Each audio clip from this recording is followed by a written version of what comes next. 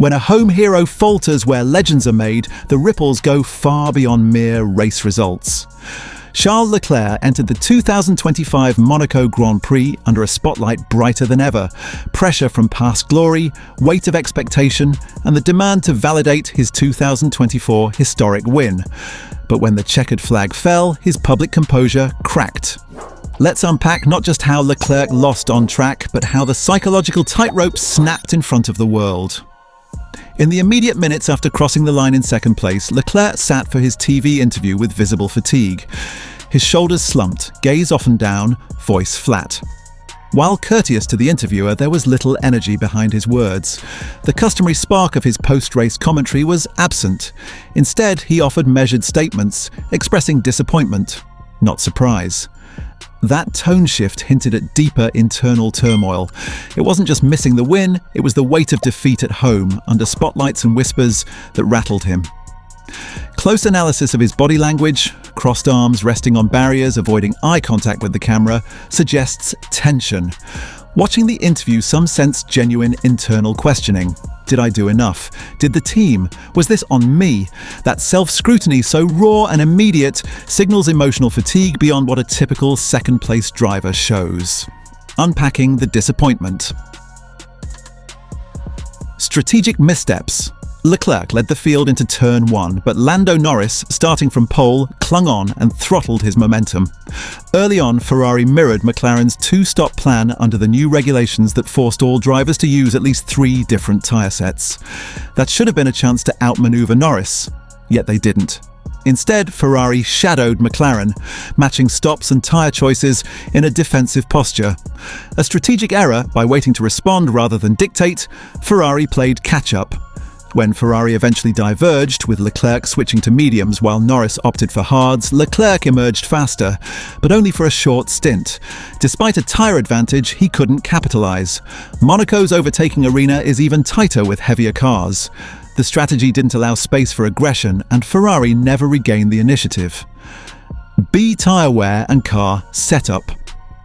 Monaco's mandated tyre complexity exposed weaknesses in Ferrari's balance. Leclerc admitted that the soft compound was tricky to manage, but they skipped it initially. Later, when mediums were used in the final stint, he was quicker, but chassis couldn't convert pace to a pass. Without sufficient downforce and with tyre temperatures picky, Ferrari couldn't unlock optimal performance. And on a circuit requiring razor-thin margins, that deficit matters. C. Driver choices.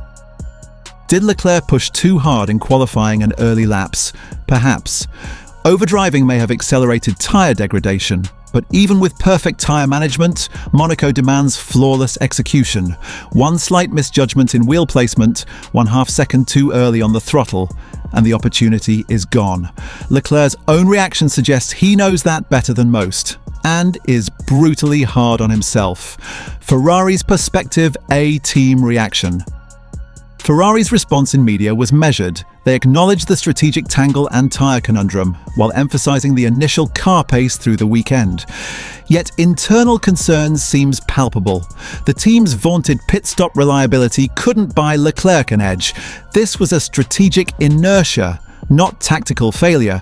In a race designed to reward pit lane bravery, Ferrari's decisions were cautious.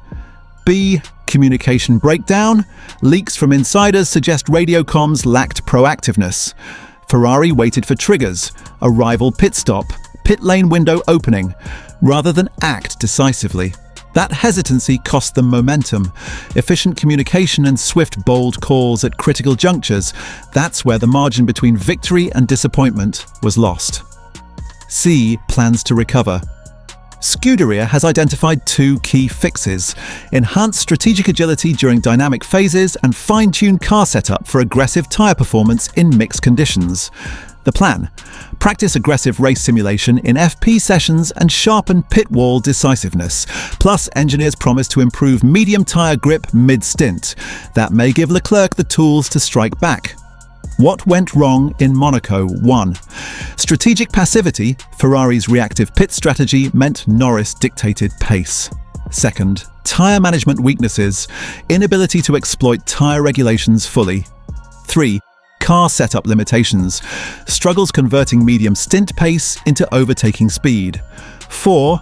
Driver pressure and overdrive. Leclerc may have overpushed early, compromising mid-race rhythm. 5. Communication lags. Team hesitated at decisive moments, surrendering tactical leverage.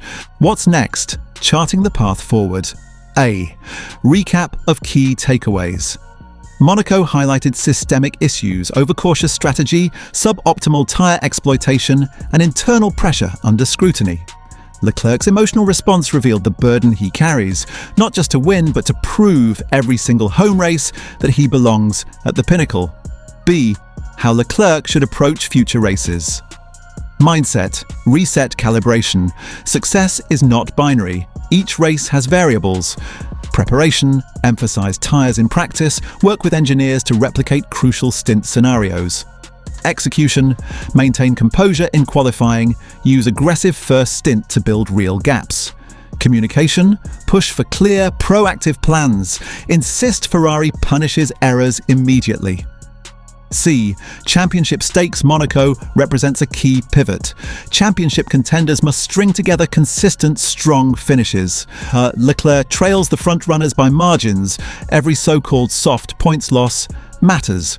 But with the season still young and circuits ahead offering overtaking hope, he's still very much in the fight.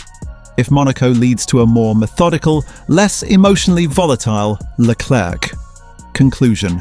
The stage is reset. We left Monaco with a courageous, tense-looking Leclerc, determined yet rattled. Ferrari leaving nearly 20 points unrealised on home turf stings. But that sting can steal resolve. Already chatter from Maranello hints at revolutionised race week prep, with Monte Carlo as wake-up call. Now the Formula One world watches. Will Charles Leclerc channel the heartbreak into next-level consistency? Or will Monaco be a lingering scar? As the grid hits Hungary and beyond, one thing is certain. Leclerc's hunger is far from sated, and Ferrari's blueprint has already begun rewriting. From Naples to Spa, this championship race is far from decided, and Monaco may just have been the catalyst for Leclerc's metamorphosis. The season clocks tick on, and the next chapter awaits.